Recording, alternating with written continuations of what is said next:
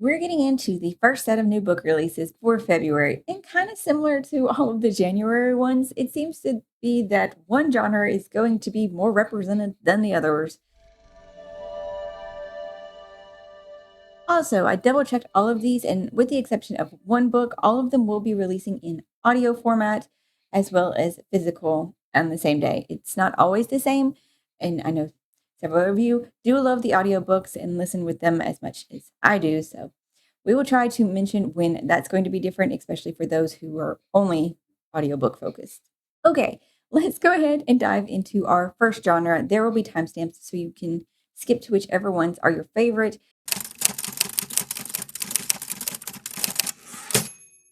We start out in fantasy this week with a humorous. This one is kind of the first of the historical fantasy, only because it takes place in that time period more than actual historical anything. Apparently, Sir Cameron Needs to Die by Greer Suthers. All his life, Sir Cameron has stayed as far away from danger as possible. He is quite frankly too handsome to die a pointless death in battle. But then the church hands down a prophecy to his fellow knights. The only way to defeat their nemesis, the mad sorcerer Merlot, is to kill Sir Cameron. Short of ideas, Cameron throws himself on the mercy of the one person who now actually wants him to survive, the mad sorcerer. And of course, the mad sorcerer is mostly putting up with this because, he doesn't want to be defeated either. And it's kind of nice having a knight there groveling for protection. And Sir Cameron soon realizes that maybe he likes broody, bossy, evilish sorcerers. The next one is going to be Nightshade and Oak by Molly O'Neill. When Malt, the goddess of death, is accidentally turned into a human by a wayward spell, she finds she's ill equipped to deal with the trials of mortal life. After all, why would a goddess need to know how to gather food and light a fire? Unable to fend for herself, she teams up with Bellis on a perilous journey to the afterlife to try and restore her powers. Frustrated by her frail human body and beset with blisters, might not make the best traveling companion. I feel like this also falls into the historical fantasy vein, because she's an Iron Age goddess who's now human. And it sounds like she's traveling with a warrior, and that also sounds not to be of this time period. This is by the author of Green Teeth, though, so it is kind of highly anticipated for several people who read into that, loved it, very high acclaimed. Following along in that similar vein, we have The Apple and the Pearl by Rhyme Kichacha. I'm so sorry. I probably said that really wrong. As dawn breaks on All Souls' Day, the lingering mists part to unveil the unending vista of serried gravestones. Between them looms a theater like a haunted house and a sleek iron carapace of a steam train, the Pearl. On board are the cast, the orchestra, and a crew of traveling ballet company performing The Apple and the Pearl. So this one has a hint of, darkness to it, since we do have the dark, mischievous Fae who are all too willing to take these human artists away to other worlds. Then a more epic fantasy turn, Hammerfall by Rob J. Hayes. It is part of the God Eater saga, but this is a standalone novel within that world. Still unclear where it fits within the timeline of the world, though. Once I read these things, then I will hopefully know and be able to tell you. How long can a cause remain just when it's painted with the blood of innocence? They named her Starhammer once, hero to some, monster to many more. First into the breach of the shattering, anointed in the blood of 1,000 demons, the last of the legendary Valkyr. But the Starhammer is dead, or so that all the stories say. And you are following a mother-daughter pair through this story in this world. This story in the world. Then finally in widely available print, it was put out in ebook and audio in July, but now for people who are wanting to get it in print with the colorful, not black cover, Isles of the Emberdark by Brandon Sanderson. This is in the Cosmere, and it is kind of following the same, I don't know if it's the same characters because I still haven't read this novella, but it will work after Six of Dusk. So that's the novella world that it's set on. All of his life, Six of Dusk has been a traditional trapper of aviaire, the supernatural birds his people bond with, on the deadly island of Pachich.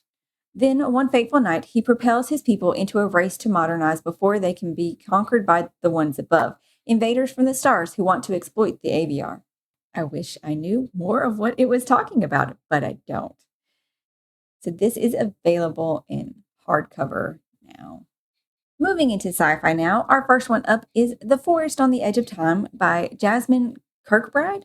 Recruited by the mysterious Project Curios to change history and save the future from ecological disaster, Echo and Hazel are transported through time to opposite worlds. Echo works as a healer's assistant in ancient Athens, embroiled in a dangerous politics and wild philosophy. Hazel is the last human alive in a laboratory on a polluted island with nothing but tiny robots and an untrustworthy AI for company. Both women, though, are suffering from amnesia, so they don't actually remember why they're there and what the mission was. But when they fall asleep, their consciousness are transcending time and they're meeting in their dreams. And it says, together they start to uncover their past, but soon discover the past threatens humanity's survival.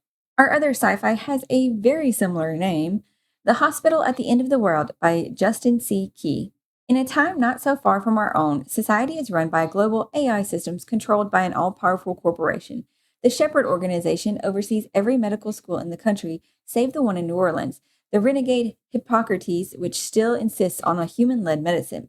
It is the last choice school for an ambitious young New Yorker named Pock, but after his father, himself a physician, dies under mysterious circumstances that seems connected to the Shepherds and their megalomaniacal young CEO, Pock finds himself on a quest for answers that leads right to Hippocrates. Moving into YA fantasy, we start with a standalone that I've been hearing a lot of people talk about, A Stage Set for Villains by Sharon J. Svan. The gods are dead. All that's left are the players. The performers of the playhouse are worshipped as they are feared, their enchanting shows bending hearts, minds, and even reality itself. Vicious, godlike, lethal. 18-year-old Riven Hesper knows the dangers better than anyone after her encounter with the player resulted in a curse that is slowly killing her. When the playhouse announces the spectacle of a lifetime, a chance for one mortal to steal a player's immortality, Riven sees it as her last chance to live. Desperate for answers, she infiltrates the competition. There, she finds Jude, the Playhouse's brilliant, merciless lead player, whose charm are as dangerous as his craft, and strikes a deadly bargain to save her life. Interesting premise, and that it's a standalone. Okay. Next up, we have the first in a series called Queen of Faces by Petra Lord. Annabelle Gage is trapped in a male body, and it's rotting from the inside out. But Anna can't afford to escape it, even as the wealthiest in Camorra buy and discard expensive designer bodies without a thought. Then she fails to gain admittance to the prestigious Paragon Academy and access to the healthy new forms the school provides its students. Her final hope implodes. Now, without options, Anna must use her illusion magic to steal a healthy chassis before her own kills her. But Anna is caught by none other than the headmaster of Paragon Academy, who poses a brutal ultimatum: face execution for her crime or become a mercenary at his command. Revolt brews in Camir's smog-choked underworld, and the wealthy and powerful will stop at nothing to take down the rebels and the infamous Dark Witch at their helm, the Black Wraith. So, very interesting, very interesting.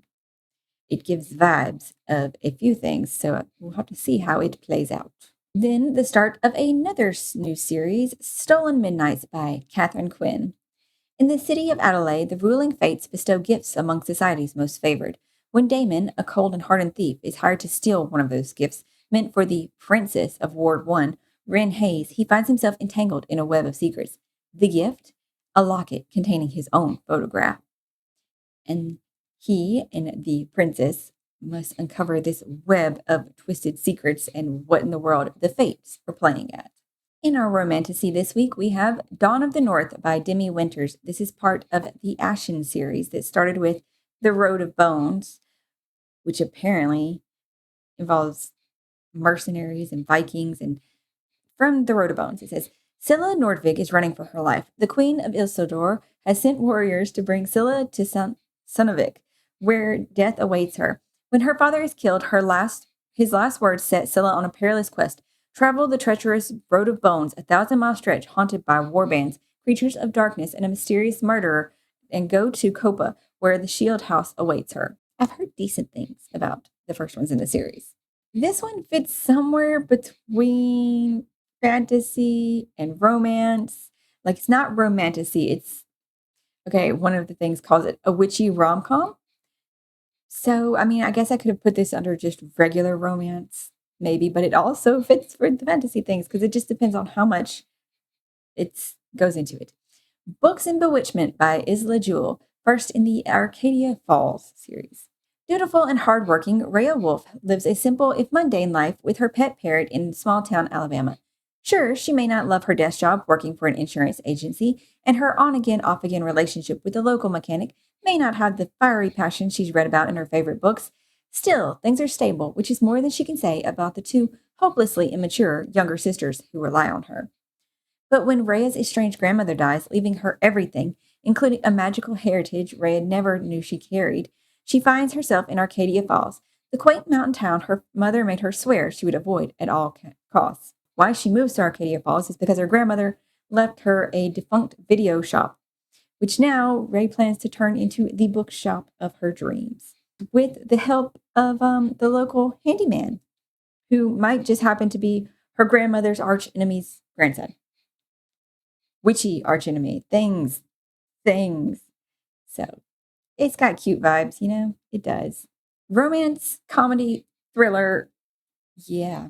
How to Kill a Guy in 10 Dates by Shaylee Thompson. When Jamie Prescott and her best friend Lori attend a speed dating event, Jamie expects to meet a roster of mediocre men and indulge in some street food afterwards. She doesn't expect one of her dates to have his throat slit at their table during a blackout. After the lights come back on and there are more bodies on the floor, it becomes clear that dating can be a very dangerous pastime. Armed with the makeshift weapons and Jamie's extensive knowledge of what not to do in a slasher, the remaining speed daters try to find an exit while the killer adds to their body count. This sounds perfect for Valentine's Day. It does. These next two are mystery thrillers. I feel like they're more mystery than quite thriller. Who could? We'll find out. Good People by Fatima Sabat. The Sharif family is the picture of success. Prosperous, rich, happy, they came to this country as refugees with nothing more than the clothes on their backs. And now, after years of hard work, they live in the most exclusive neighborhood, their growing family attending the most prestigious schools. Zara, the eldest daughter, is the apple of her father's eye. When an unthinkable tragedy strikes, everyone is left reeling, and the family is thrust into the court of public opinion. There is talk behind closed doors that the Sharif's happy household is anything but. Did the Sharif family achieve the American dream, or was this the image of the model immigrant family just a facade? And you go into like the layers. I think it's told from a few varying perspectives of the family members. This one is the one that really rides possibly that thriller line. Little One by Olivia Motiner. From the outside, Catherine West's childhood sounds idyllic. Balmy days spent running barefoot through the gardens, plucking ripe tomatoes straight from the vine as sunlight warmed her skin. Her parents built a life that was simple and community focused, with an ethos that soon attracted others in need of a change. For a time, Catherine's magnetic father was enough to keep the farm thriving and temptation outside its gates. But as she grew older, the farm and family she was raised to love faded into something darker, forcing Catherine to evolve with it. It's now been a decade since Catherine abandoned the farm, and she has done her best to reinvent her life until an email from a charismatic journalist interrupts her peace. Her first instinct is to ignore the stranger's prying questions, whether she knew about the mysterious cult in Central Florida, whether she is the same Catherine with an A who lived there for a time. As she's trying to uncover what exactly the reporter knows and make sure some things stay buried. Our last genre is going to be kind of a fiction/thriller, as these are also going to toe the line just a tiny bit. Here Lie All the Boys Who Broke My Heart by Emma Simmerman. Every time a guy breaks my heart, I write him a eulogy in my journal. It's kind of my thing, closure through the creative mourning. They don't actually die, or at least they didn't. Now, these guys aren't just dead to me, they're dead to everyone, and I'm the prime suspect. With my senior year at Pembroke College and my entire future on the line, I've got no choice but to play detective. Unfortunately, that means teaming up with my long-standing frenemy, Asher, who is insufferable and somehow always there when I need him the least. Also, maybe a bit of the romance, as it's, the frenemy thing is Sparks thing. Which, when you see all of her exes dying, though, I mean, that's a very brave dude. Then a very possibly twisty fiction thriller tale, Superfan by Jenny Tingwei Zhang. Freshman Minnie is adrift at a college in Austin, Texas, when she discovers a boy band called Hourglass and the online forums that worship them. She especially loves Halo, whose sharp edges feel somehow familiar.